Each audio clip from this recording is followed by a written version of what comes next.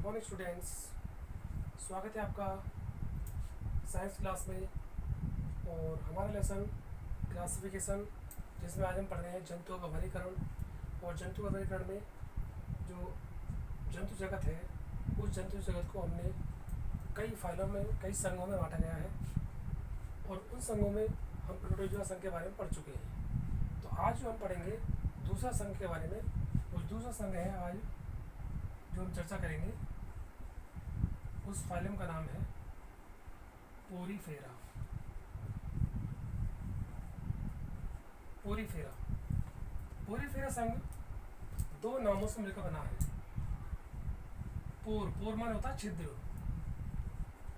और फेरा शब्द का अर्थ होता है लैटिन भाषा में धारण करने वाले। धारण करने वाले यानी ऐसे जंतु जिनके शरीर में अनेक छिद्र पाए जाते हैं, ऐसे सभी जंतुओं को पोरीफेरा संघ में रखा गया है। इस पोरीफेरा संघ के जंतुओं की जो खोज की थी वो सन 1801 में लेमार्क ने की थी। लेमार्क द्वारा इस संघ के जंतुओं को खोजा गया था, और उन्होंने जो इस संघ के जंतुओं की विशेषताएं बताई, उन संघ की विशेषताओं के बारे में अब हम पढ़ेंगे। लेमार्क ने जब इस जंतु को खोज की थी तो उन्हें जूफाइटा नाम दिया था। जूफाइटा, उन्होंने इसको जूफाइटा वर्ग में रखा था। उसके बाद रॉबर्ट ग्रांट, एक वैज्ञानिक है, रॉबर्ट ग्रांट ने इस संघ को पोरीफेरा नाम दिया। तो इस संघ की विशेषताएं कौन कौन सी है, इन विशेषताओं पर चर्चा करते हैं। तो इस संघ की पहली विशेषता है कि ये जो जंतु होते हैं ये जलीय जंतु होते हैं, और अधिकांश जंतु समुद्री यानी समुद्र में पाए जाते हैं। इस संघ के जीव बहुकोषीय होते हैं, और इनकी कोशिकाएं और बहुत सारी कोशिकाएं मिलकर ऊतकों का निर्माण करती हैं। जंतुओं के शरीर पर असंख्य छिद्र पाए जाते हैं, जिनसे इन जो शरीर पर छोटे छोटे छिद्र होते हैं उनको ऑस्टियम कहते हैं। और जो शरीर पर एक बड़ा छिद्र होता है उसे ऑस्क्यूलम कहते हैं। ऑस्ट्रिया द्वारा जल की धारा के साथ भोजन, ऑक्सीजन और अन्य आवश्यक पदार्थ शरीर में प्रवेश करते हैं, और ऑस्क्यूलम द्वारा उत्सर्जित पदार्थ शरीर से बाहर निकलते हैं। पौधों के समान ये एक स्थान पर स्थिर रहते हैं, क्योंकि इनमें एक स्थान पर रुकने के लिए एक आधार होता है, उस आधार से चिपक जाते हैं। और इनका शरीर शाखान्वित होता है, शाखाओं में बटा हुआ होता है। इनमें संवेदी और तंत्रिका तंत्र नहीं पाया जाता, यानी अगर कोई बाहर से कोई उद्दीपन अगर इनको प्राप्त होता है तो ये उस उद्दीपन को ग्रहण नहीं कर सकते। तंत्रिका तंत्र का इनमें अभाव होता है। कैल्शियम कार्बोनेट का से बना हुआ या सिलिका से बना हुआ एक बाह्य कंकाल इनमें पाया जाता है। शरीर के अंदर एक गुहा पाई जाती है जिसे स्पंज गुहा कहते हैं। स्पंज गुहा पाई जाती है जो भी एक जलीय कैनाल का निर्माण करती है। पाचन पूर्ण रूप से अंतःकोशीय होता है और खाद्य धानियों के अंदर होता है। ये सभी जंतु एक लिंगी होते हैं, और इनमें से कुछ जंतु द्विलिंगी होते हैं। जनन अलैंगिक और लैंगिक दोनों विधियों से होता है। इस संघ के जो मुख्य जंतु हैं वो यहाँ आते हैं स्पंज, सिलेजिनेला,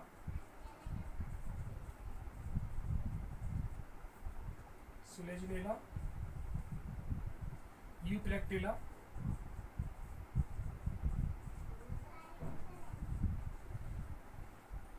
लिकोसोलिनिया, यूस्पोंजिया, साइकन इस संघ के उदाहरण हैं। अब हम चर्चा करते हैं दूसरे फाइलम पर। जो इसका दूसरा संघ आता है जंतु जगत का, वो आता है सीलेंटेटा। तो मैं इसको रफ कर देता हूँ। जो मेरा तीसरा फाइलम है वो है सीलेंटेटा।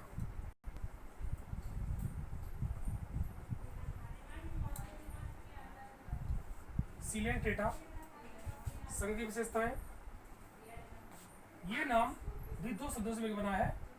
एक होता है सील, पहला जो शब्द है वो है सील, और इसका मतलब होता है खोखला। जो इसका पहला भाग है सील, उसका मतलब होता है खोखला भाग। और एंट्रॉन, जो आगे शब्द है एंट्रॉन, इसका मतलब होता है गुहा। यानी इन जंतुओं के शरीर में एक खोखली गुहा पाई जाती है, इसीलिए इस संघ के जंतुओं को हम सीलेंट्रॉन संघ के अंतर्गत रखते हैं। इसकी खोज ल्यू कार्टर ने की थी, और जो सीलेंट्रॉन गुहा के कारण जो जंतु पाए जाते हैं, क्योंकि इनमें जो गुहा होती है उसे सीलेंट्रॉन कहते हैं, उसी आधार पर इस संघ के जंतुओं को हम सीलेंट्रा संघ के अंतर्गत रखते हैं। तो इस संघ की विशेषताओं के बारे में हम चर्चा करते हैं।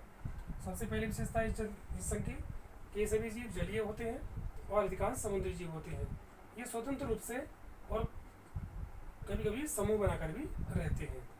दूसरी विशेषता, ये सभी सरल मेटाजोआ जीव होते हैं, यानी बहुकोषीय होते हैं, और ऊतक इनमें जो है कोशिकाओं से मिलकर ऊतक बनाने की क्षमता विकसित हो जाती है। शरीर का जो संगठन है वो ऊतकों से निर्मित होता है। जंतुओं का शरीर अरीय सम्मित होता है। अरीय सम्मित माने दो बराबर भागों में इनको हम बांट सकते हैं। जंतु का शरीर द्विस्तरीय एपिडर्मिस और गैस्ट्रोडर्मिस से निर्मित होता है। देहभित्ति के भीतर पाए जाने वाली गुहा को जठर वाहिनी गुहा या सीलेंट्रॉन कहते हैं। इसकी उपस्थिति के कारण ही इस संघ के जीवों को सीलेंटेट्स कहते हैं। मुख शरीर के ऊपरी भाग पर पाया जाता है, जिसके चारों ओर स्पर्शक पाए जाते हैं। स्पर्शकों के द्वारा ये जंतुओं को डसने का काम करते हैं, और इनमें दंश कोशिकाएं पाई जाती हैं। जंतुओं का शरीर प्राय दूरी पर प्रदर्शित करता है, यानी बेलनाकार भी होता है और चपटे आकार के भी होते हैं, तस्तरी नुमा भी ये पाए जाते हैं। कुछ जंतुओं में बहुरूपता पाई जाती है। इस संघ के जंतुओं में परिवहन तंत्र, उत्सर्जन तंत्र और श्वसन अंग नहीं होते। जनन की जो क्रिया होती है वो लैंगिक दोनों प्रकार से होती है। जीवन चक्र में अलैंगिक पॉलिप रूप पाया जाता है और लैंगिक मेडुसा रूप इनमें पाया जाता है। इस संघ का जो मुख्य उदाहरण है वह हाइड्रा। हाइड्रा की रचना अगर देखें तो एक बेलनाकार रचना होती है। इसके ऊपरी शरीर पर मुख होता है, छिद्र होता है, इसे मुख कहते हैं। और इसके चारों ओर मुख के चारों ओर इस प्रकार की ये स्पर्शक पाए जाते हैं। इन स्पर्शकों में दंश कोशिकाएं होती हैं। जब कोई सूक्ष्म जीव इन दंश स्पर्शकों के निकट आता है तो ये दंश कोशिकाओं द्वारा उनको बेहोश कर देती हैं, और उसके बाद उनको पकड़कर मुख में डाल देती हैं। मुख के अंदर जो सीलेंट्रॉन गुहा होती है उसमें उस जठर वाहिनी गुहा में जठररस यानी पाचन रस होते हैं, जो भोजन का पाचन कर देते हैं। दोस्तों, आज हमने अध्ययन किया फाइलम पोरीफेरा और सीलेंटेटा का। इन दोनों फाइलमों की विशेषताएं जानने के बाद ये कुछ क्वेश्चंस मैं आपको दे रहा हूँ। इन क्वेश्चंस के आंसर आपको कमेंट बॉक्स में लिखकर भेजने हैं। पहला क्वेश्चन है, किस संघ के जंतुओं में कैल्शियम कार्बोनेट का बना हुआ अंतःकंकाल पाया जाता है? क्वेश्चन नंबर 2 है, सिलेंडर संघ के जंतुओं में पाई जाने वाली गुहा का क्या नाम है? तीसरा क्वेश्चन है, पोरीफेरा संघ के जंतुओं के शरीर पर पाए जाने वाले जो सूक्ष्म छिद्र हैं वो क्या कहलाते हैं? और चौथा प्रश्न है, किस संघ के जंतुओं का शरीर संगठन ऊतक स्तर का बना होता है? तो आशा करता हूँ आज का टॉपिक संघ पोरीफेरा और सीलेंटेटा की विशेषताओं आपके अच्छे प्रकार समझ में आ गया होगा। वीडियो को लाइक करें, सब्सक्राइब करें और अपने कॉलेज के यूट्यूब चैनल को लाइक करें। और अगर आपकी कोई क्वेरी है, कोई टॉपिक समझ में नहीं आया है, तो आप पर्सनल मेरे नंबर पर कॉल करके मुझसे पूछ सकते हैं। धन्यवाद।